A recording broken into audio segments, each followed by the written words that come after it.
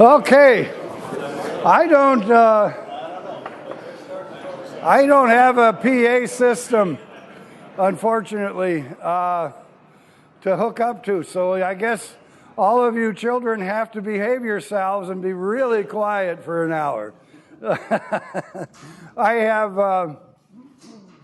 I can talk loud. Can you hear me okay? Yes. Good. Can you hear me now? Okay. First of all, welcome everybody. And I just want to apologize for the change of venues and also the change of time. We've been doing it for a lot of years on Tuesday mornings.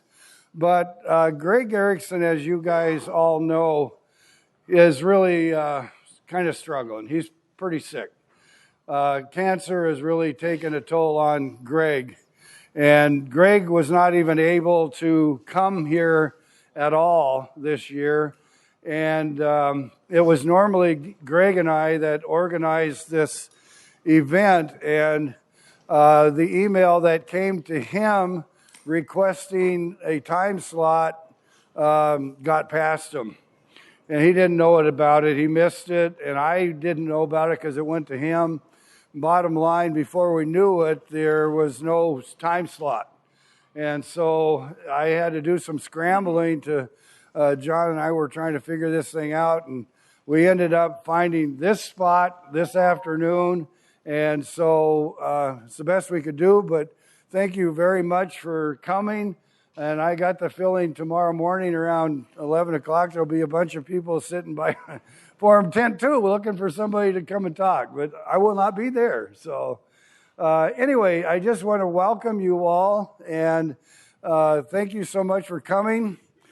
I bought 25 T-shirts, and I am not bringing them home. So I'll let you guys fight that out at the end of the event. You can come up and grab and steal, and just don't get into too big of a fight because I don't want them torn. I want you to wear them. So you can take them home with you. Anyway, that's what these are here for. And having said that, when we were in the other forum tent, it was rather difficult to show slides. It's just too bright. And so I never really did that. Now they said, well, maybe you can do it here. Can you see that okay? Okay, well, I'm going to do a combo here between showing this and actually doing my normal show and tell junk. So I'll just see, let me first though find out who my audience is. How many of you are new to this Grumman conference here at Oshkosh? We've got quite a few. Good. Well, that's nice. Nice to know I'm not boring everybody. Yeah. Let's go the other way. How many of you are Grumman owners for the first time here just in the last bit? I think all of you guys with your hands up ought to be the ones to get the shirts. Shall we do it that way? All right. So you guys That's right. Come to our place and you can get a free T-shirt with an annual. But anyway, yeah, all of you who are just owners, wonderful. Nice to have you here. I encourage you to join the Grumman Owners and Pilots Association. I think it's a great organization. I know the Grumman Gang is out there, but the Grumman Owners and Pilots Association is a really good way also to stay connected and with going to conventions and that sort of thing. So strongly encourage you to look into doing that as well.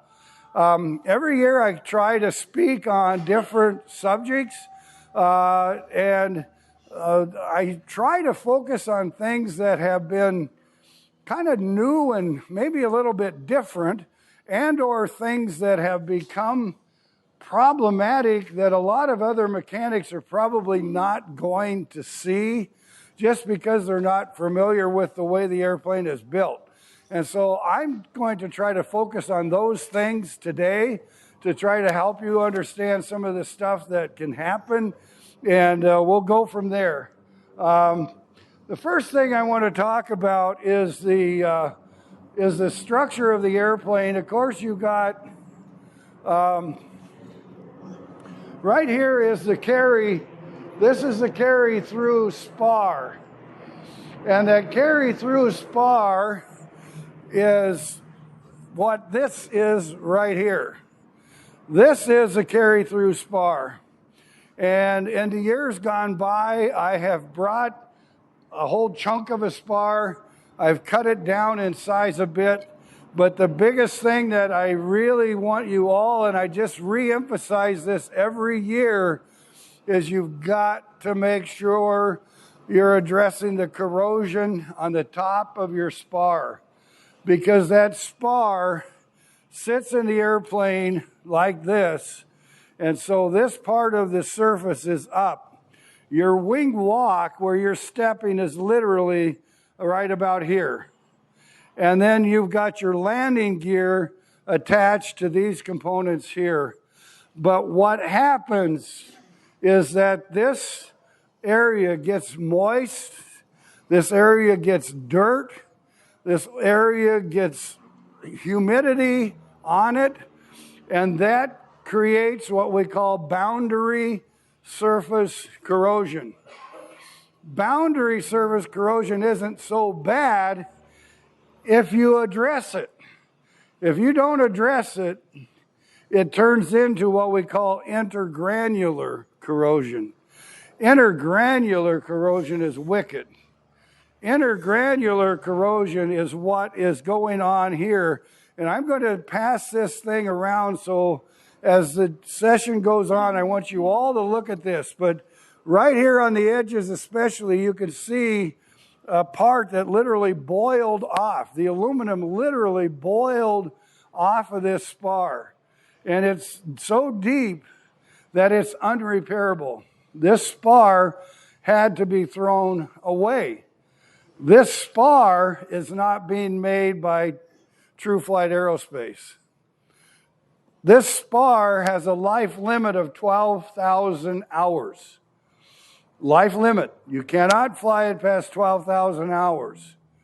So if you have a bad spar on your airplane, you have no choice at this time in the history to do anything but buy a used spar, and you hope it hasn't been in bad shape. But more importantly, you must buy one that has the lifetime of service on it. You need to know its history. You need to know if it has 3,500 hours on it or 4,000 hours on it or whatever, and you have to subtract that from 12,000 and say, okay, I've got 8,000 hours left on this spar that I'm putting in my airplane, but you need to get that documented very clearly in your logbooks. But that spar used $6,000. That's if you can find them. Cheetahs are a little cheaper because they're a little smaller. Not as many cheetahs out there as there are tigers. But tiger spars are really tough to come by. I'm going to pass this around, but the trick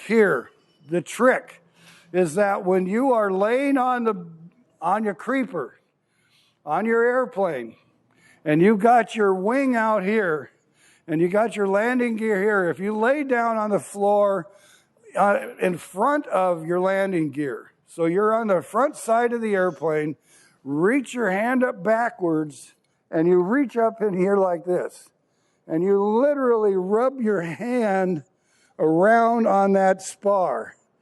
And if you feel a bubble or a chunk of what feels like a mud dauber, or you feel some kind of a lump, chances are very, very, very good your spar is beyond repair. Because that boundary surface corrosion gave way to intergranular corrosion, which gave way to exfoliation of the metal, which now has destroyed your spar. And so make this be a very, very vigilant inspection by your mechanics, wherever you are, to make sure that that gets addressed. We have saved, yeah. Can you Oh yeah, when it first starts, you can't feel boundary surface corrosion feels like sandpaper. When this gets to you, I want you to rub your hand on here, and you're going to feel what feels like sandpaper, about like 80 grit sandpaper. But that can be cleaned up. That you can sand off. You can get out a brass brush with etch and clean it and scrub it and get it you got to get it all the way out of there. If you can get it all the way out, then you can etch it, allodyne it, paint it with a 2-part epoxy corrosion resistant primer and protect it. And we do that all the time. But to do that, you got to pull your wings, you got to pull your flight controls, you got to pull your wing walks, you got to pull the whole airplane apart to get to this piece. That's right here. So that whole wing walk's got to come off. And what you're working with is this area right here. Can you spray it like ACM 50? It's if your wing feels like sandpaper, I would try to physically just get up in there and sand it or Scotch-Brite it, clean it as best you can, and then ACF 50 it, Boeing T9, Corrosion X, whatever you can get up in there to address that. Yeah? Were the Spartanburg Tigers strontium anodized, including the spar, or did they not get that part? The Tiger LLCs are done with a different kind of a protective coating. And so they're pretty good. These originally had graphite on it, but it didn't hold up. Yeah, so the Tigers and the AG5Bs, some of them are actually in pretty good shape, but we've had some AG5Bs corrode too. Yeah. How far from the attachment point in the direction is it likely to be susceptible to this rot? You're going to feel this here joint is actually about where the wing stops or starts. So you're not going to have any problem here. But from here all the way up to the fuselage, yeah, you can have corrosion anywhere up in there, but it's usually right there. And is a Traveler the same as a Cheetah spar? Yep. Everything. Yep. So I'm going to pass this around and then just kind of whip that on around and let everybody see that. So if you go up there, you check it perfect, no problems, would you recommend going ahead and putting something on it like the ACF 50 just yes. for preventative measures? At your next annual, if you haven't done anything ever there, I would protect it. Yeah. ACF 50, T9, whatever you can get. Yeah. Just that one fairing on the bottom needs to come off. The sump fairing. The sump fairing. Yep. Yep. You can get at it that way. Okay. I'm going to go on to a new, bigger, a more common problem here. And I showed this to people. How many of you were at Harrisburg? A few. Okay. Well, then this is kind of new information for you. I am looking at this here. Here is your flap motor under your back seat. Here is the flap motor bracket under your back seat. There are always potential cracks up in here. If you have cracks in there, call me because I have a fix. Our fix is to weld a doubler plate around that whole flange and make it a box. And that makes it really strong. So if you've got a bracket problem up here, if you can afford the downtime, send it to us, and I would like to quick weld that little bracket on. It takes us about an hour, but it really, really, really makes a big difference. What? Here is your flap motor under the back seat. It's got a bolt right here that attaches this motor to this bracket. This bracket is attached to the rear spar, the back part of your back seat when you're sitting on it. It's anchored with one nut and one bolt on the floor of the airplane. These are always cracking. And the reason they're cracking is because of the torque of this flap motor. every time that torque motor starts or stops, it does this. It flips. And every time it flips, it puts a load on the radius of this piece of tab right back here that breaks them. That's one problem. But the problem that I'm really starting to have issues with is this right here. This is your inner flap torque tube. This is underneath your seat. It's painted green. And when you lift your flaps, if you got a lot of play, I'll guarantee you your play is because of this bushing right here is loose inside the end of this torque tube. I wanted to take one along, but I couldn't get it in my suitcase. That's a problem. But the bigger problem is this right here. And I'm going to show you that. We are having, this is the side of your airplane, okay? Here's the side of your airplane. This is the right side of an airplane. Here is where your step comes down for the co-pilot. See these two holes? These two holes hold the bolts that hold the inner flap torque tube. That is this bracket right here.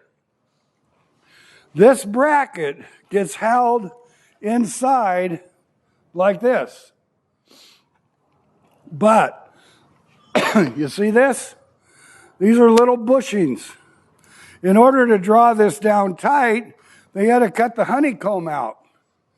They cut out the honeycomb with a 1/2-inch diameter hole.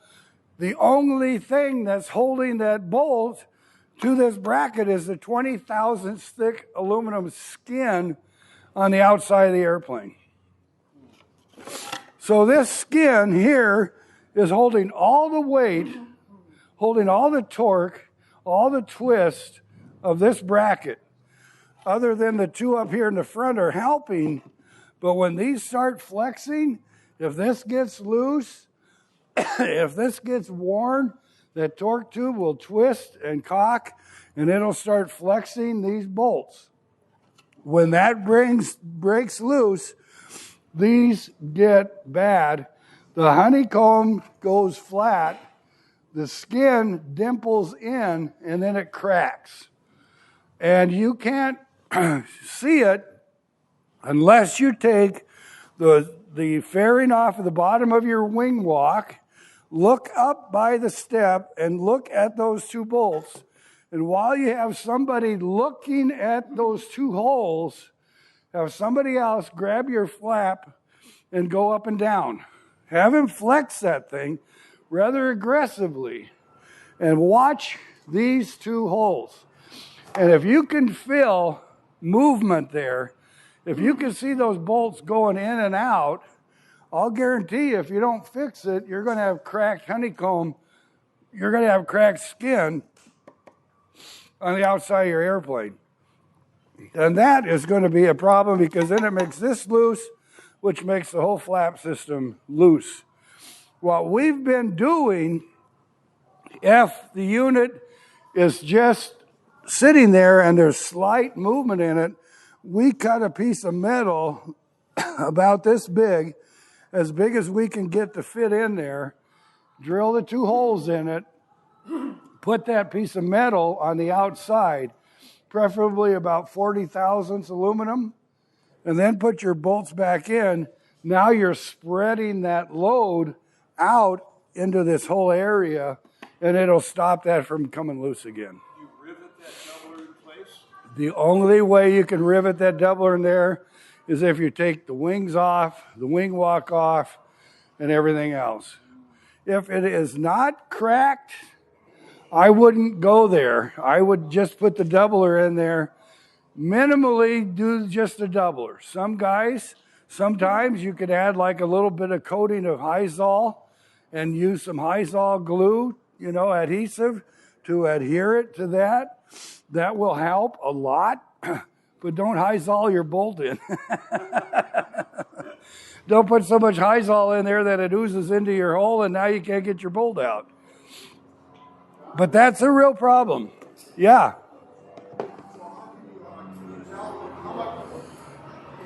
How much flap movement do you, is there a precursor that you can tell by doing your flap check? You can tell this, or do you have to have something they're looking? Well, there's so many variables. His question is how much play can you have to determine whether you got a problem there? The problem really isn't just that. The real problem we have in a flap system alone is, number one, you could have this broke. So this motor will twist in here. The rivets can come loose inside of this joint, so you could have play there. This here thing comes loose because that's just tight. That's that bearing that I showed you. Every time the flap goes up and down, it loosens the nut. Now the nut's loose. Now that whole bronze bearing rotates. So now this gets loose. When that gets loose, that puts pressure on these two bolts, which cracks out your honeycomb. The other problem you've got is between the inner flap torque tube and your torque tube coming out of the wing itself, and you can't see it very well, is this two Heim rod end bearings. There's a Heim rod end here and a Heim rod end bearing threaded into each other. So one's a male and one's a female. And those two Heims are what you use to adjust your flap height. But those Heims wear out. These bearings get loose. This bearing gets loose. The Heims get loose. The bearing on the side of the fuselage can get loose. These two bolts that hold that bearing to the side of the fuselage can get loose. And you collectively add up all those little pieces. We've seen flaps that have got 2 inches of play. I mean, seriously, you grab a hold of them, you got 2 inches of play. If we've gone through the whole thing, and we've fixed this, and we fixed that, and we fixed this, and we fixed that, and we fixed that, and we put new bearings in there, and we fixed this bearing and the other bearing out in the wing, it should be about 3/8 of an inch. Maybe 3/8 of an inch. It'll be really tight. I love doing flaps and fixing them because I love showing guys how bad they are. And then I say, well, just hold on to that memory of how that felt. And then when you come back in a couple of weeks and we have your flap system done, now you'll understand what I mean by tight flaps. And they always go, wow, that makes a big, big difference. But I get calls. Guys will call me and say, we want our airplane rigged. Will you come and rig my airplane? And my first answer to them is, how tight are your flaps? How tight are your aileron bearings? And they say, well, they feel pretty good to me. How much play do you have in your flap? Oh, I can move it maybe 3/4 of an inch. Or I said, I'm done. I'm not going to do that. I will not waste your money on a rigging job until you fix the flight controls. Let's get the bearings tight. Let's make everything tight.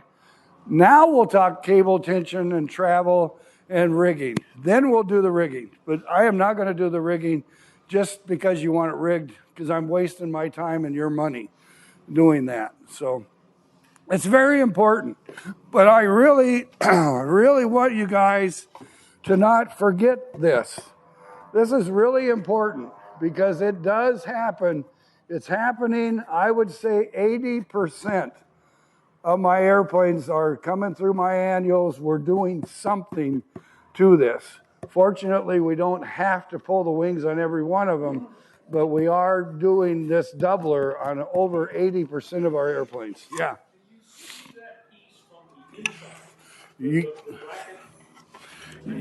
Here. Can you see it move?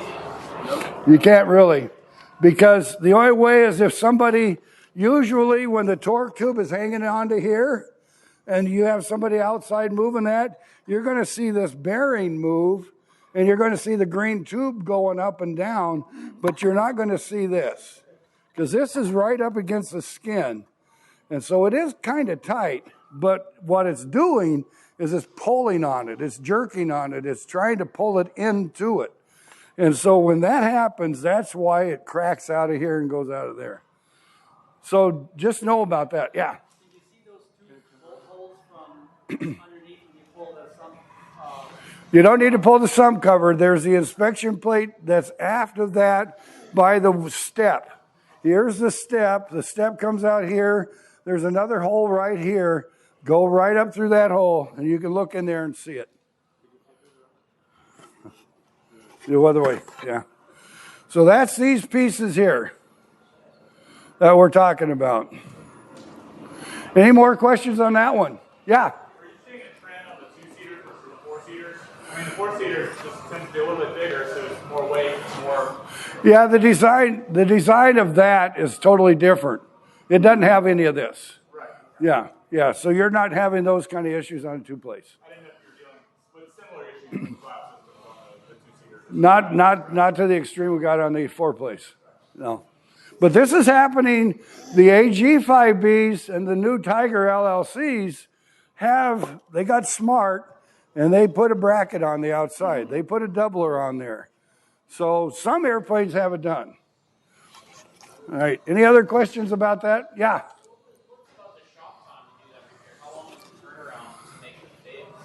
You mean to fix this? Well, it takes us about 7 hours to take 2 wings off, put the wings back on, all the flight controls and all of that. It takes us another couple hours to pull the wing walks, because you got to pull the whole interior side panels out. You have to get the wing walks off, and then you got to put it all back together again. You're talking minimally 10 to 11 hours of labor, and not a lot in materials, but a lot of labor to get at it. Yeah. Okay, does that answer that question? We'll go on here. This is another new problem. Just again this week, I had this happen to me. I have a lot of you guys have Gertie's brake systems. And there is a real problem that's starting to develop. And I'm going to pass these around. This is the top of your master cylinder, okay? On some of your airplanes, you have a parking brake lever that when you pull it, it connects to or gets into these serrations, right? Okay, you see that bushing down there? That bushing is in upside down. And it has to be in there upside down. But what I have been finding is this. I'm going to pass a good one and a bad one around. We'll start over here and just go through that. And here's the bushing that's loose, and here's some that are good. But the problem we've got, I have a picture of this. I had a guy had this exact brake system. He landed at O'Hare with a Grumman Tiger. He calls me up frantically saying, "John, I'm here. I got to go to Alaska on an airliner. I got 7 days and you got to fix my airplane before I leave." And I go, "What am I supposed to do?" He said, "I blew my brakes." I said, "What do you mean you blew your brakes?" He said, "I landed at O'Hare and my left brake locked up so tight that," he said, "I was on the runway." And he said, "All I could do was go full throttle. And when I went full throttle, I was able to drag the airplane." So he says, "I drug it and I managed to get it to turn off of the runway, get on a taxiway and go over to Signature Aircraft. By the time I got to Signature, my wheel pant was almost on fire. My tire was on fire." And he said, the biggest problem is he said, the O-ring in my brake master cylinder in my caliper, the brake O-ring in my caliper got so hot that had melted in half. And he says, I was taxiing under full power trying to get out, and all of a sudden, boom, I had no left brake at all. Because he said the O-ring let go and the fluid started running, and he said, I just went whoosh, in a circle. He said, I missed the nose of a Learjet by 3 inches. He was just, he about, I hate to say this, but he about peed his pants. He was so upset. And come to find out, when I went there to look at it, it was that part that's in your hands. This little piece dropped down, it got into a bind, and it locked up his brake. I had a guy the other day come in, and he said, I can barely get the plane into your hangar. He says, my brake is locked up. We took it apart, and this bushing had fallen down inside. That bushing is coming apart, and on the inside of this is your brakes. And this is a shaft that's held in there with screw, but this whole assembly is there. But if you notice, there's this little snap ring right here. That is right next to that bushing. If that bushing was turned around the opposite direction, it would not allow this to come all the way up, which would then make your brake be on. And you can't get your brake off. So they had to assemble it. They engineered it with that bushing going in upside down. But the problem is they put it in upside down. And so that thing can fall out. So it's challenging for you guys who have the chain drive parking brake, because it's hard to see that little bushing because it's buried right underneath that lever on that brake. You got to get down there with a mirror, and you got to get down there maybe even with a needle nose and just try to move that thing to see if it's tight. But if you see that thing is going down or is in there a little bit crooked, you got a problem. Do you recommend just not using that parking brake? I can't imagine not using it. Well, the parking brake is another whole subject, but it's a problem because the lever gets misaligned with the chain drive and it gets hung up on these things. So, but this is not the parking brake's fault. This is the design of the master cylinder's fault that they did it that way. But I'll just let you look at this as an assembly, just kind of keep passing that around to see that. Another issue that we're having, and this is what we've been doing, is here's the inside of these brakes. You can see this spring, that little lock ring. You can see this piston right here with the O-ring, and that moves. Well, when that moves, there's a slot in here, and that's where your fluid flows back into your reservoir. So when this thing is sitting relaxed, this thing is pulled forward by that screw down inside, and that allows the fluid to flow uphill. When you step on your brake, then this thing pushes down, and it hits this O-ring right here. This O-ring seals off that passageway, and that's what gives you your brake. So this O-ring has to seat really tight against this bushing, against this piston. But what's happening is because of the age of your hoses. You think about that. Those hoses are rubber hoses. They're, 45, 50 years old?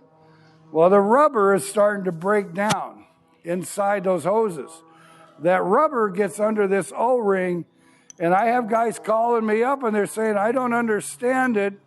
I'm going to pass this around. I don't understand why I can bleed my brakes. They work great for 2 days. Then they feel mushy again. We bleed them. We can't get any air out. It goes away. 2 days later, I'm out there flying. I land it, and my brake is mushy again. I said, your brake is not mushy. Your brake isn't having air problems. Your brake has rubber pieces in it. And the rubber from your hose is breaking down, and that rubber is getting inside that piston and that O-ring, and that's what's locking up your brakes. So we've been changing out pretty religiously everybody's rubber hoses and putting a whole brand new set of new rubber hoses on. We take all 4 brakes out, we rebuild them, we clean all the crud out of them, and then we put it all back together again, bleed the system, and you'll be good for a lot of years.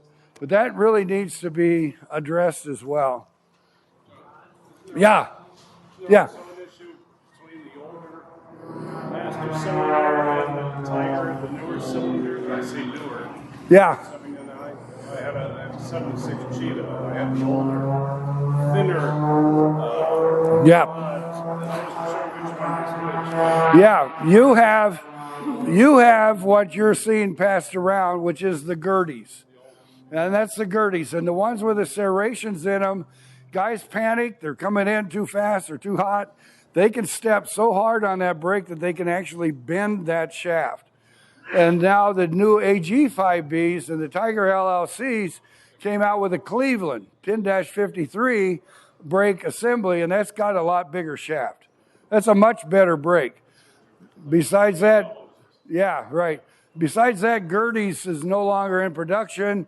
Cleveland bought out Gerties, but they said, we're not going to support that old system. It's too junky. And they got rid of it. So don't buy it. You can't get Gerties parts anymore. Those are no longer. John, on this bushing, are we looking for it to be in this position? It needs to be that way. That's visible that much? Yeah, that much has to stick out on top. Correct. Okay, corrosion, yeah. Is there a year at which they went from Gertie to Cleveland? All the way up to 79 was Gerties. Everything after it, all the AG5Bs and Tiger LLCs had Cleveland. Everything else was Gerties. That's that spar corrosion I've been telling you guys about. Here's some more examples of that. Here's what happens, though, on the inside as well. This is the L bracket that attaches to that carry-through spar. This you can't see. You can't see that going on in there. And the only reason we find that is when there's so much corrosion on the landing gear itself or on the carry-through spar, we think, I think it's time we take this whole landing gear completely apart and we take it all off and we media blast every piece of metal, and then we etch it and we allodyne it and we paint it green and put it back together. But that L bracket is too far gone, and we had to replace that L bracket on that guy's airplane. But you can't see that. You have to take your landing gear off to get at that one. So kind of be cognitive of that. If you're aware that you got some corrosion issues on your spar, on your trunnions and on your landing gear, and you're starting to feel a lot of sandpapery fill on the carry-through spar, time to start thinking seriously about doing something with that. Here's some more examples of corrosion. This is a little exaggerated, but this is axles. I mean, this is a real airplane with that kind of rust. Look at the rust on there. That's wicked. That's pretty rusty. That's another example there. That's actually the engine mount, and that is the tube coming off of the battery box. Those of you who have lead acid battery boxes, if that rubber hose is not sealed well in the box, the acid can come out the outside of the rubber hose and run down and lean against your engine mount and actually corrode it out. That engine mount was corroded all the way through from acid out of the battery. And that's what it did to his engine mount box. The acid ran down the leg, it ran into the inside of his honeycomb and got inside the whole inside structure of the airplane. That's battery acid corrosion. I don't like corrosion. It's a mean little thing. Were you able to remedy that situation? Yeah, we fixed it. Yeah, we fixed that one. This is another problem. How many of you have TCB bulkheads? How many Do you know what I'm talking about? Okay, how many on the front end of the airplane? All right, we're now to that subject. That's another whole fun little subject here. This is the spinner. Front spinner bulkhead on your airplane. Whether it's Macaulay, Cinchinic, I don't care. This is made of aluminum. This doubler plate goes over that. And that's what that looks like, is like that. Then your bolts go through that. If your mechanic says to you, I don't need to pull your propeller because you've got a split nose bowl. You did the split nose bowl STC, and therefore I don't need to pull your propeller. My answer to you is you need to find another mechanic or you got to convince them otherwise. And the reason I say that is I want you to take a close look at this.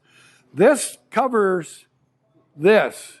Now I'm going to pass this around, and I want you to take a close look at those bulkheads and see if you can see what we see.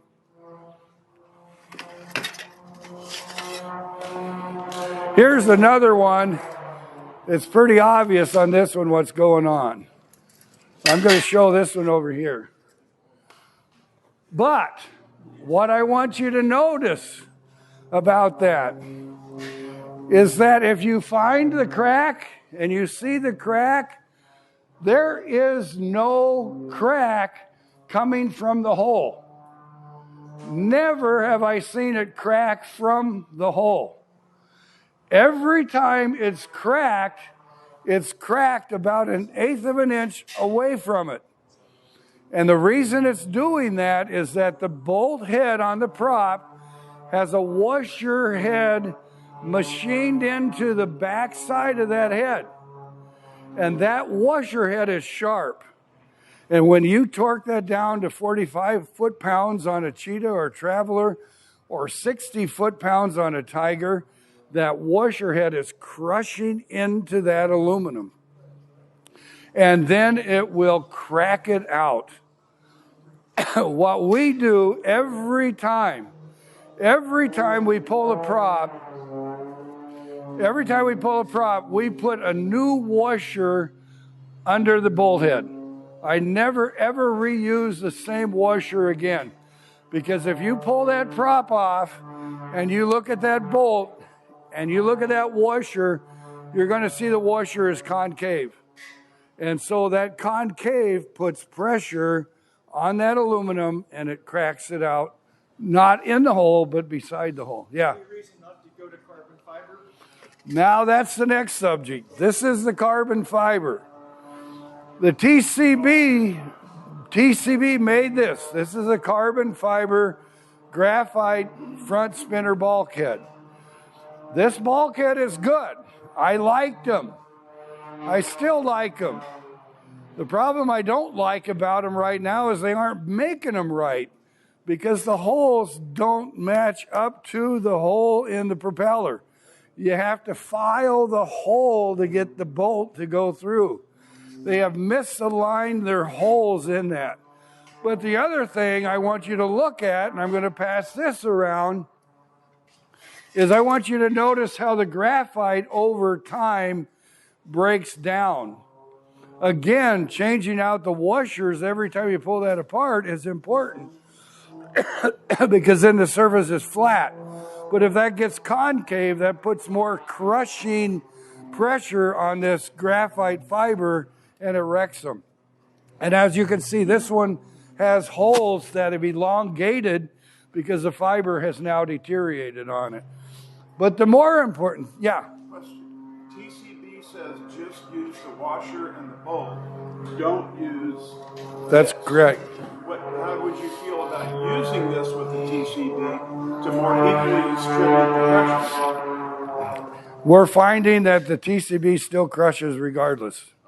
We've been taking those off. Right. And we've been putting them on just with a washer. And that's way. That's the STC. I know. Yeah. But I've had it suggested to me to go ahead and use this to have more equal distribution of pressure on the carbon fiber. Well, I'm not going to shoot you if you do it, but it's Yeah, that's a common discussion. I agree. But then the thing that you got to watch too is that the hole here, if you feel your finger on it, you can feel it's raised. Right. And so if you put this onto TCB, now you're putting pressure on it again. So you would have to hammer these all really flat before you did that. Otherwise, you're just accentuating the problem. When you replace these now, you just replaced mine. I don't know, is it aluminum or? I had to go with aluminum because TCB was out of business for a little while making those. And like I said, I've been arguing with them over the fit of theirs. But the bigger thing is this, guys. You see this? This is our friend corrosion again. And this corrosion is the result of TCB. TCB put a resin in their fiberglass resin that they use, and it corrodes aluminum. And so again, you get guys who say, I'm not going to pull my propeller off because I've got a split nose bowl, and besides that, I've got a TCB bulkhead. Well, guess what? Service Alert CE05-56 says every annual you must pull your TCB bulkhead off to look for the corrosion that's growing under your propeller.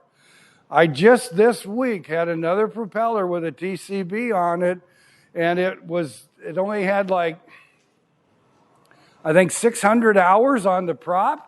The paint was good, yet we had corrosion already developed on it. Yeah. Is that newer TCB composite? I've had one of those for 20 years. And it hasn't given you any trouble? The paint on the prop is still the gray. Well, I asked them that once. I said, do you know when you guys started having this resin problem? And they said, well, we really don't know. I said, well, didn't you keep track of serial numbers? Couldn't you go back to batch 36A, had this resin put in it, and batch 37A didn't?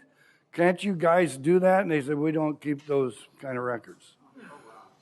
So I can't solve it by saying, yeah, if you had a certain vintage age TCB, you're good to go. I'm just of the mindset it's better to look than to not look and have that. So, any other questions on that one? Okay. This one is another unique one. This is actually the bottom of a fuel tank. And the fuel tank was over here. What was really weird is he brought it in for a fuel leak. And he said, it's leaking out of the middle of my wing. And I go, what? He says, it's leaking out of the middle of my wing where the gas tank is, but it's not leaking on a joint, on a seam, or on a rib. It's right in the middle of the skin. And I said, that's really weird.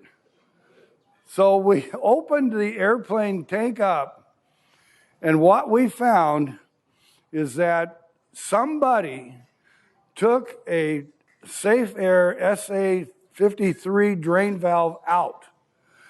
An SA-53 drain valve fits the nut plate on the bottom of your wing that has a whole groove cut in the nut plate.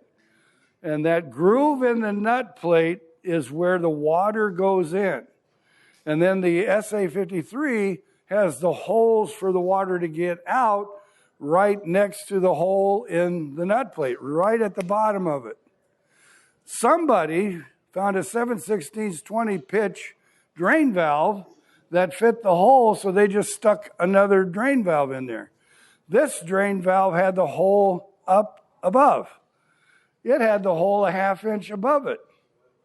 And so he allowed over a ½ inch, 5/8 of an inch of water collect in his tank because the drain valve didn't touch it yet, because the hole was up here and the water was down here. That water sat inside that wing and it corroded the skin of the doubler plate on the inside. the water traveled inside here between the glue and the resins, and it got trapped right in here, and then it just proceeded to pop a hole. And so we had a hole coming out of the bottom of the wing and a hole in his tank. At least it drained the water.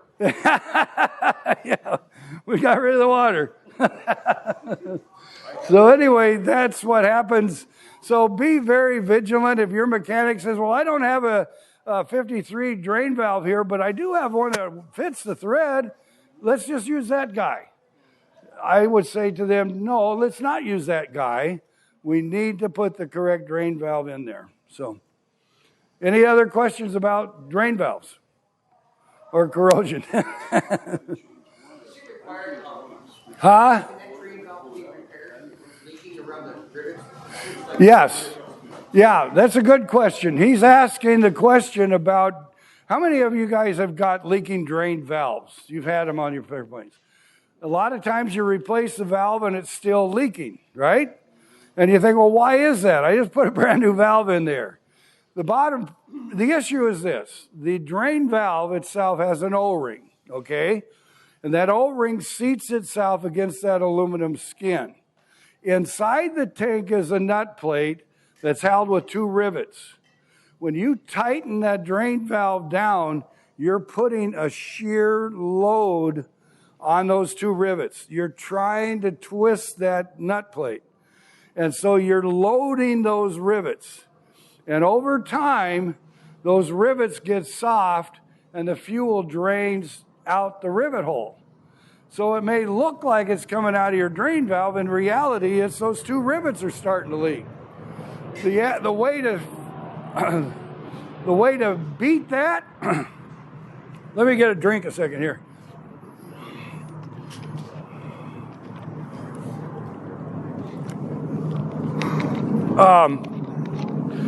The problem you got there is that you would then have to open up your access plate and you'd have to open up the access plate closest to that nut plate. You'd have to take the rivets out of it, clean all the old sealant out of there, and then re-rivet it and then re-seal it. But when you're doing that, you got to make sure that they keep the drain holes open in that nut plate, because otherwise it's going to plug it up and you got the same problem we just saw a picture of. The thing to do to determine whether or not you have a drain valve problem or a rivet problem is to wipe it off. I tell guys just go to a local CVS or Walgreens and buy a can of Dr. Scholl's foot powder and spray that powder on the bottom of your wing.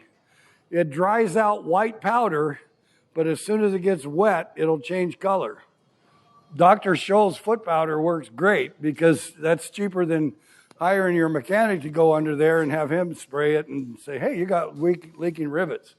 Or if he can use developer's better, obviously, but with Zyglo, dye penetrant, developer works great. But if you don't have access to that, try some Dr. Scholl's foot powder and look at it to see if the rivets are loose. If they're loose, you're going to have to repair it by taking it all apart. So, any other questions about that? Use high-lots instead of rivets? Don't go there. You go there, you're going to have a really difficult time trying to. I'll guarantee it's going to leak eventually. You high lock that in there, and it starts leaking. How are you going to get in there and fix that without tearing that whole thing all up? That's going to be really tough to do. I would not go there. We put it in wet with CS3204B2. Sometimes we'll actually use the number, if the hole in your nut plate is so warm, we'll actually put a little screw in there and a nut and tighten it up that way. We've done that before. And then we seal up the screw in the nut. But we try to rivet it if the hole's not so badly elongated in the nut plate. Okay? Anybody else on that subject? Okay, this is the nose gear torque tube, these 2 pictures. That's a nose gear torque tube. That's a pretty badly corroded nose gear torque too. That is a real problem. And yeah, yeah. This combo tractor I have an 8-foot long drive shaft out of a truck that we welded a big round thing onto. The bottom fits the spindle of your strut. And then we twist on that big old 9-foot bar and pull it up and down. And then we've taken a come along and attached it to the torque to the nose strut, and tied it to our tug, and cranked on that and winched it out of the hole. But you got to make sure that you're blocking the airplane against the tug too, because if otherwise you pull hard enough, you're going to pull the whole airplane right off the jacks. You got more work. Nose struts are a real issue.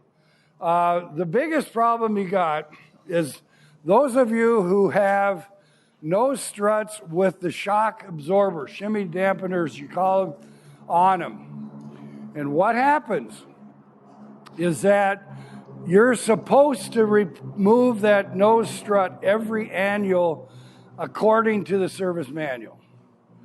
Now, according to the service manual, it says pull the nose strut out, inspect it, put it back together again. We in our shop have kind of decided that's overkill. What we do is if it's a nose strut we don't know its history on, we will pull it out. We'll clean it. We apply zinc phosphate paint to it. We zinc phosphate it with paint on the inside and the outside. We then use zinc phosphate wet and slide the nose strut in with wet paint and slide it in and then put the close tolerance bolts in. The reason I say that is that I've heard guys argue the other way and say, well, why do you do that? Why don't you just put grease on it to make it easier to get out? Well, I agree that would make it easier to get out. But the thing that I think about is those loads on that strut on your nose wheel. Every time you land, you're putting loads, side loads on that nose strut with that nose tire. If it's cocked or not cocked or wind blown or, and if you're doing that, where is that load transferring? It's transferring right up the strut, right into those two close tolerance bolts. Putting a shear load on two close tolerance bolts, which then, if they're held in there with grease, they're easier to move. And now you can elongate the hole. Whereas that zinc chromate paint, when it dries, it actually acts like an adhesive. And it locks it in tighter, holds it tighter. But all you got to do is, that first initial breaking of it loose is the big thing. But once you got it broke loose, it comes out. But we've had some tough ones. But the bigger thing to talk about is those brackets on top are right straight down from the cowling on the top where your hinge is at. If your airplane's outside, water runs down that seam right onto the top of your nose strut. Then you've got that bracket around your nose strut. And the water can run down under that bracket and run out. And then it's gone. But what happens is when guys reseal or take their nose strut out to inspection, you're supposed to seal that joint up with silicone rubber. And you're supposed to seal the bolt head and the nut with silicone rubber. But what guys do is they don't pay attention to how much they're slopping on there, and they plug up the two holes on the top of the nose strut where that bracket forms a 90-degree angle. Now they packed rubber in there. Now they created a dam.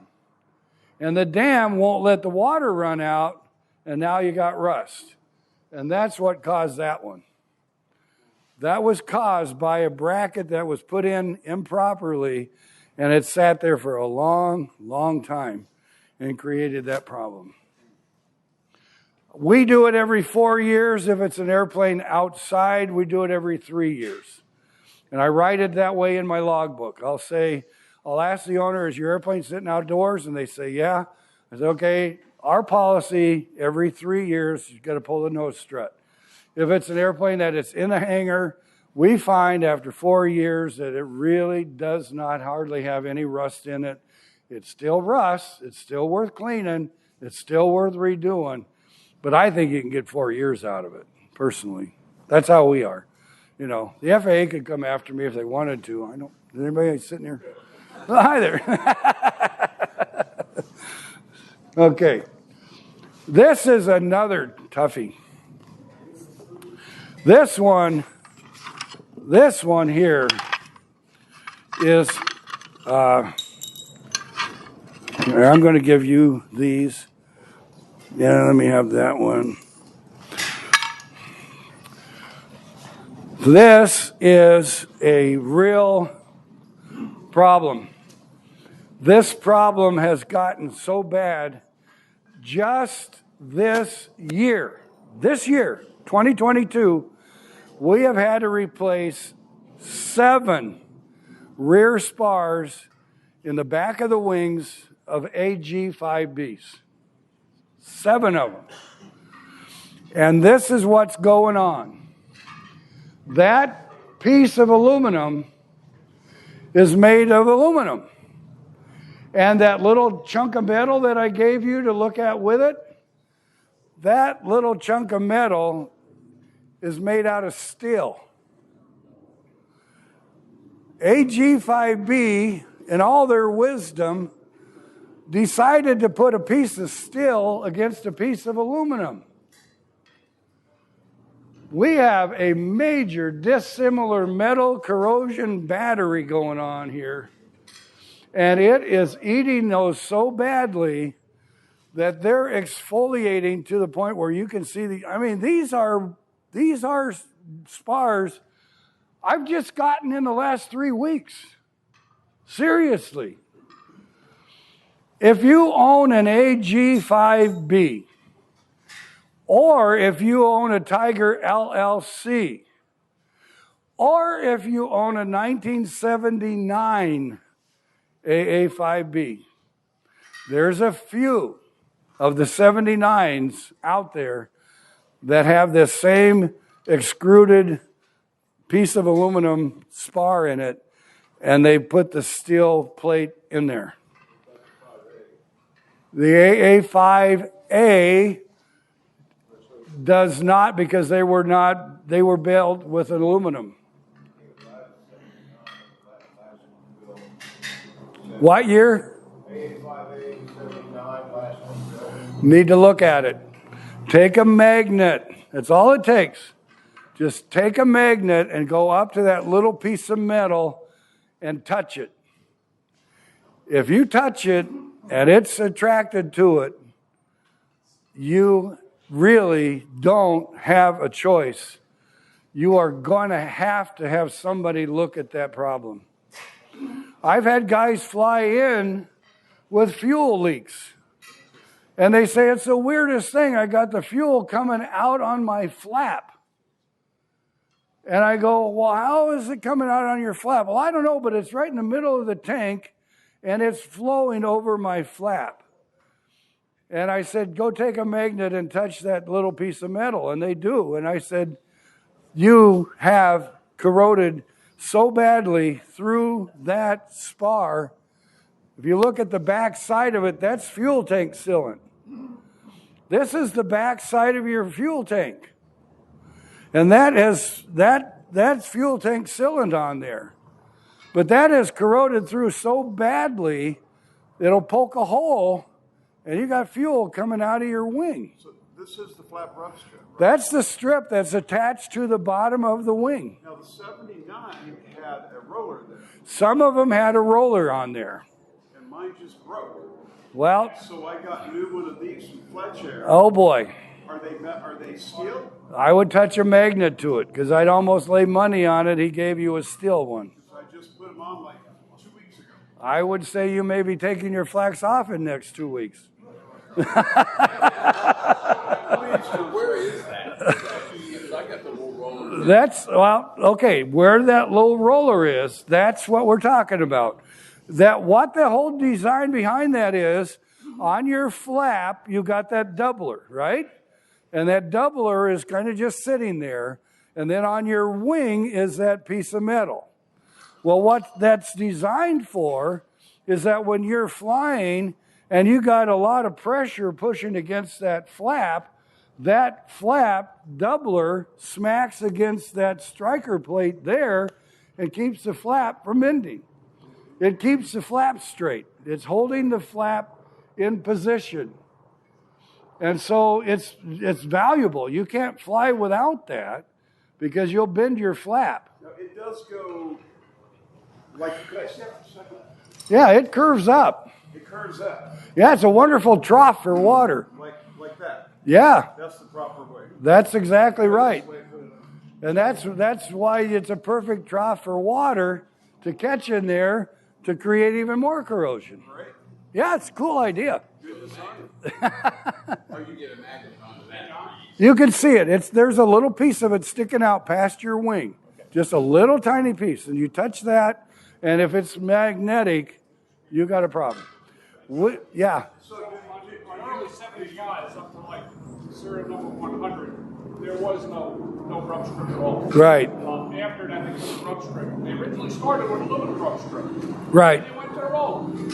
And instead of going back to the aluminum, because the aluminum was the better way to go, the AGAC just said, oh, we'll make this out of steel. And they actually put a plating on them, which was a copper plating, which really just made it worse. Yeah, it's copper steel combination. They had a lot of aluminum, and then they ran out of them, and then I don't know whether they made the difference out of steel or aluminum. No, I talked to Lloyd just 2 weeks ago. I told him all about it because I've had to buy 7 spars from him. Yeah. And he said to me, he says, yeah, we're just taking those copper steel ones, we're cleaning them all up good, and we're putting them back on. I go, well, I know. We've been making them out of aluminum. I just take a piece of aluminum and we bend it and we put it in there and we Hyzol it in and we rivet it together and it works great. It works great and it solves the problem. But if you don't address it, just look at that spar and I will almost guarantee you will be talking about this down the road. It's that serious. Yeah. To replace that spar takes literally almost the easiest way is for us to pull the wing. Derek is getting good at it because he's had to do so many of them. Right now, it's taken us 18 to 19 hours per wing to do that. And it just makes me sick because some of you guys have had some really beautiful paint jobs.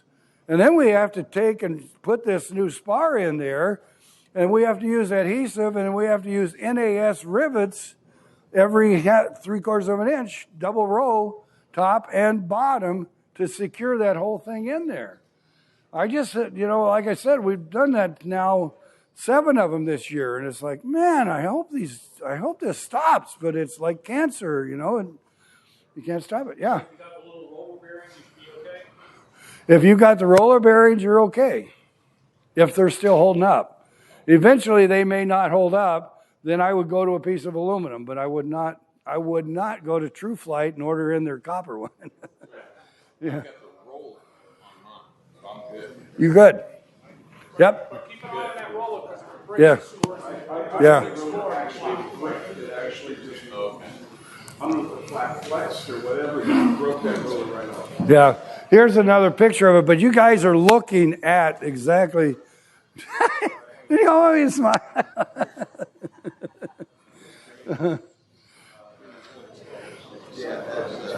Okay. That's what the back of the wing starts looking like. You got to yank the whole rear end out of your wing. And then you got to rivet it all back together again. It's a really fun job. If you want to do something and spend a couple days at my shop, I'll give you a hot heat gun and teach you how to take a spar out. Can you buy new wings? Huh? Can you buy new wings? Yeah. Nobody's making them. 1991 AG5Bs. How many guys have 1991? You do. We haven't found the corrosion on yours. Yours has been good. This is actually, you recognize this bracket? This bracket attaches to the spar at the front of the back seat. This seat folds forward, and that's how you get your extended baggage. Look at all the corrosion on that aluminum tubing under the upholstery. That's a corrosion that's developed by the glue that they used to glue the upholstery down to the aluminum. I think they went to Ace Hardware and bought Bondo, some kind of cheap weldwood or something. They didn't check it out, its corrosive nature, and that is how badly they're corroded. I had to throw away his seat bottoms and seat back because they were so full of corrosion. I mean, they were literally crumbling. In the corner where it anchors, you know, you got those two bolts that go in the corner, and that's how they rotate. There was a chunk about that much of the metal that just fell right out of the tubing. It was all corroded. The 91 series, the upholstery had a saltwater flame retardant in the upholstery, and if it got wet, that's what it was doing. That's the same. Okay. It could, yeah, it could be That's another reason. another reason for it, yeah. So salt water, say that again? They used a saltwater impregnated material to flame retard the fabric upholstery. Oh, okay. Well, so then the fabric itself was what was contributing to it. If it got wet. If it got wet, well, that's easy. It is emphasized. Yeah, wow. Anyway, John, yes. was that an airplane? That wasn't an airplane that you saw the previous year. In other words, that didn't happen over 1 year. No. This is an airplane that came, when I spoke in Harrisburg, Pennsylvania last year, I met a guy who actually flies for FedEx. I thought maybe he'd be here this year, but he flies for FedEx. And he brought me his Tiger to put a whole new interior in it and to do a lot of other work. And when I got into his 91 AG5B, this is what I found. In fact, we had so much problem with corrosion on that. You know, the aluminum on the side where your canopy rails are at, and then your carpet or your upholstery shoves up into that little groove on the side. The inside of that groove was so full of corrosion, it was pushing the upholstery down. I couldn't clean it out because all that corrosion was packing the inside of that groove. So I ended up replacing the rails on the side of his airplane too. It was crazy. I was hoping it didn't happen over a year's time. No, this took from 1991, but it started in 1991. Yeah. Okay, this is just some other add-ons we quick put in here, but this is, and we're talking on the subject of corrosion. There you can see very closely corrosion on the cam itself and on the cam followers. If I have time to pass this around, I want you to take a close look at this lobe. This lobe is the intake lobe for your number 1 and number 2 cylinder. Look at the shape of that and compare that with the profile of the other lobes. That cam has gone bad so badly that the engine was not producing horsepower. I would love to pass these around and show you. I'm going to start on the other end with this. Take a look at these cam followers and just grab in there, take a quick look, peek inside, and you'll see how a cam follower deteriorates and how they can get really bad. I had a Cessna 182 come into my airport once. His engine was running so bad, I don't know how he safely made it into my grass strip in DeMott. He did. I took the suction screen out of his sump. Chunks of cam followers were stuck inside the screen. I mean, chunks of metal were inside the screen. How that engine even made it, I'm clueless. But he let the cam go that far down the tubes. So, corrosion is a big issue. It's a big problem. Here's corrosion on the inside of a cylinder wall.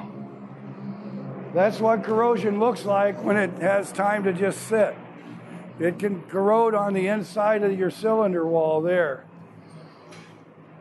This is something that Mark Shell is here, but you guys have this on the Travelers and on the Cheetahs. You got one. This is our fix. I want you to take a close look at that. I'm going to pass these pieces around and just look at how those have deteriorated, and then look at this new one. Mark is rebuilding this. This guy's a genius. He's really good. And he makes that new shroud. And we've replaced a lot of those. We've replaced a lot of them. But that's the carb heat shroud for the Traveler and the Cheetah. And what happens is they start breaking loose at the front end and shaking, and then they'll wear grooves in your exhaust. And it'll actually crack the exhaust. When we had our convention at Oshkosh, 5-6 years ago, there was one guy who flew in, and his exhaust pipe broke in half when he landed here at Oshkosh. And his number 4 exhaust pipe coming out of the cylinder was dangling there, loose from the exhaust, and it was loose right where that carb heat shroud was rubbing on it, and wore a groove in it so deeply it just popped his exhaust pipe. So that's a problem. Is this fully visible? Huh? Is this part fully visible where it's That's an original piece. Is it fully visible? Yeah, you can see that. You can see that on the airplane real easy. Yeah. It's on your pilot side, it's on the number 4 cylinder exhaust pipe. So just follow it down and you'll see it. I showed you the doublers already. Here's one that was cracked pretty good. For those of you who haven't been here, I used to have fun with this one, but I had a doubler plate, a front spinner bulkhead.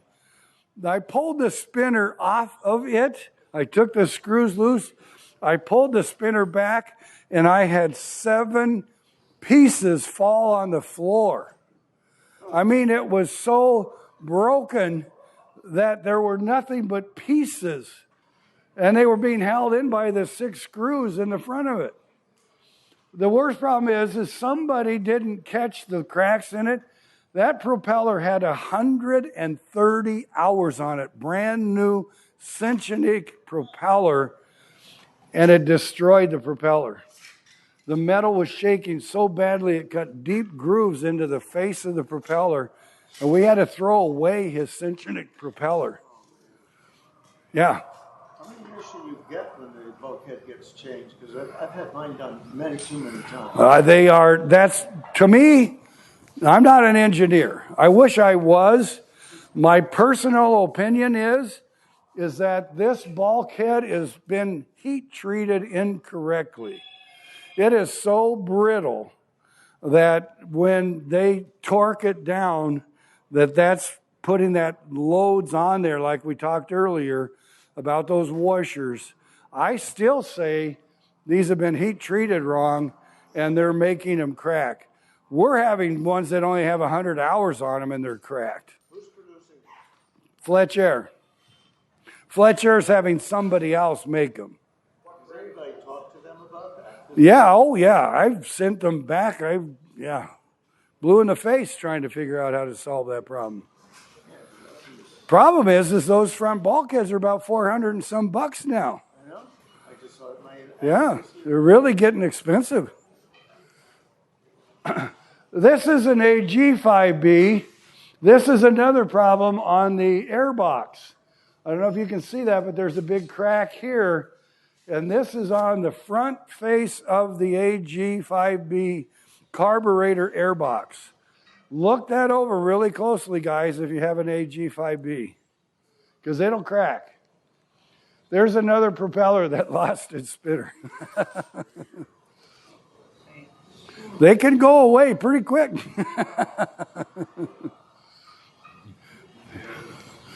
Another vibration problem. Just, again, this has been a strange year, but in the last how many weeks, Dennis? 5 weeks? In the last 5 weeks, I have had to throw away 4 power flow exhaust system collector assemblies. And what Dennis's was one that we did everything right. We annually took it apart. We cleaned the joints. We high temp covered it with anti-seize. His propeller was balanced multiple times. We got 770 hours out of it? 792. Okay. And his collector was shot. And where they're breaking is right here. As you can see that big crack there. They're breaking in here, and they are breaking open. And what your mechanic needs to do, if you've got a power flow exhaust on your airplane, absolutely must take it off every annual. Absolutely must take the shroud off of it and study it really, really close for cracks. And especially take a flashlight, and if you take a flashlight and point it right into this joint and right into this joint and stick your eyeball into this hole, if you've got a crack, you'll see light coming through on the inside of it. If you've got a light shining through on the inside, you now have carbon monoxide getting pumped into your cabin heat. And this is really dangerous because that's killer. That's a killer right there. So make sure that you guys study your power flow exhaust system closely, and make sure that you document that in your logbook every year, because in Dennis's case, we had it so well documented, they were very kind in a way. They gave him a 40% off. Even though he was outside of the warranty, they still knocked 40% off. But it was because we could prove how well we took care of it. So, yeah. There's another view of the same problem. What causes that? Vibration. And that's the other thing that that PowerFlow says, is they'll give you double your warranty if you have your prop balanced. And so we could prove that because we had his done, but we dynamically balance everybody's airplanes. When we put a PowerFlow exhaust on, we dynamically balance their airplane at the same time. That way we're guaranteeing them an extended warranty. Okay? Other bad things that happen. This is a fun one. I had a guy fly from Virginia, and his engine was really running rough. And we got it in, and we started troubleshooting it, and he had bad compressions, worn out exhaust guides. I mean, this engine was really bad. So we took the engine out, we sent it to Pinyan. Pinyan overhauled it, and we put it back on the airplane. We put it on the airplane with his original exhaust because it looked good. I could not get more than 2,050 RPM out of that engine. It ran horrible. And it's a brand new overhauled engine. I spent 2 days trying to figure out what in the world was wrong with this engine. called Pinion, and they said it don't make sense because I got the test stand readouts right in front of me, and this thing was producing tremendous horsepower. And I thought, well, what in the world? What is it that I'm not thinking about? And the only thing that was different from them hanging the engine in the test stand at Pinion and me hanging the engine in his airplane is I put his exhaust on it. So I yanked his exhaust system off, happened to have another Tiger exhaust system there, so I took and put this other exhaust on it, and it ran beautiful. And I thought, what in the world happened? I took that exhaust. I knew it was exhaust. I took a Dremel, and I cut this hole in that pipe. This is that same muffler. Look at this muffler. You see how on the inside of your muffler you have a flame restraint chamber. And there's a gap between those.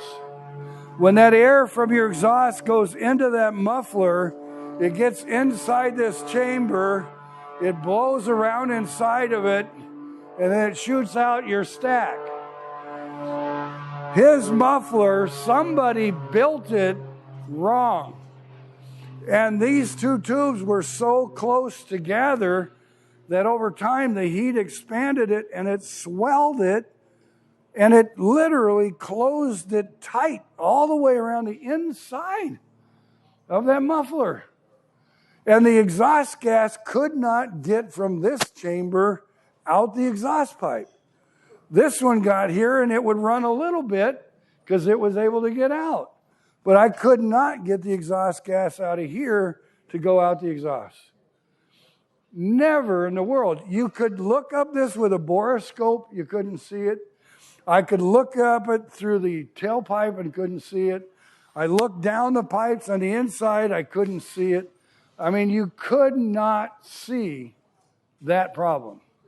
And the only way we found it was for me to cut a hole in it. I looked it up in his logbooks. I said, okay, who's the manufacturer of that muffler? Logbook entry said, removed exhaust, installed, overhauled exhaust system. Period. And that was it. No history, nobody to tie it to. I have no idea. But if you guys ever have a problem where it won't produce power, and you've tried every trick in the book, give me a call, but I might suggest to you to change the muffler out and try a different exhaust system. Yeah.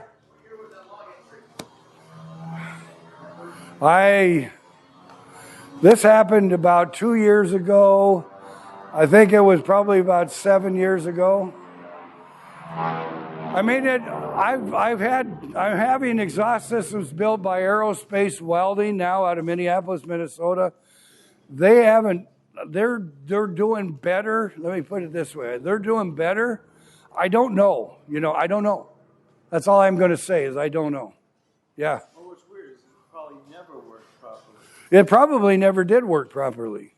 So whoever's been flying that airplane was getting less power. Yeah. I've never seen anything like that before. But you can see that's the opposite side. I cut it out on both sides. And you can see that thing is pushing right against the sides. Isn't that crazy? Who would have thunk it? I just never seen it. Well, I always get a kick out of this one. This guy landed at my airport with that tire. And I said to him, do you not ever do a pre-flight inspection? And he said, yeah, but I felt like if I could just get it on there long enough to get it to you for an annual, I'll be okay. And I said, okay. So I started counting. I got 1, 2, 3, 4, 5 cords. This is a 6-cord, 6-ply tire. He had one ply holding it in yet. He said, well, it's good enough. It got me to DeMont. I see that every time and I laugh. I go, how do you dare do that?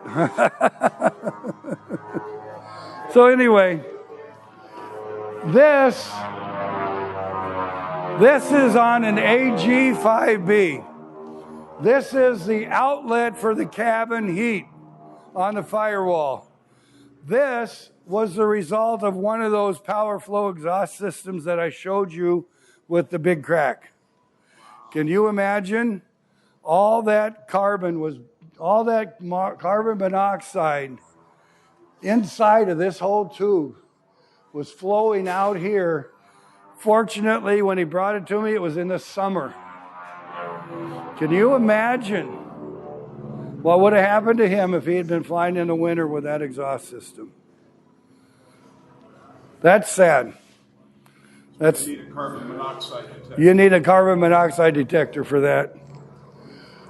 This is just a picture to show how clean some airplanes can get.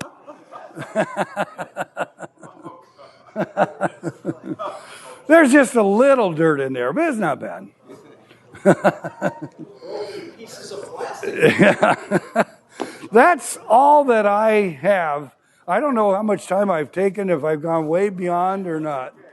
I don't know.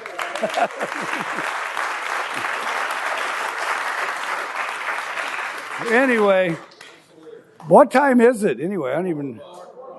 4 o'clock. I'm on reserve. They didn't kick me out. I can take some questions if you want to take any more questions. I want all my junk back, by the way. I don't know where it's been getting collected. Oh, okay. Yeah, go ahead. So, getting back to the Spartan situation for the Tigers, I know there's not any more being made, and there's really not many out there at all. Does True Flight have any ambition at all about seeing about building a new tooling for these cars? And if not, do they actually have the drawings, the documentation? They have everything they need to do it. John, can you speak? They have the pieces that take the aluminum tube, and so there's two pieces. You put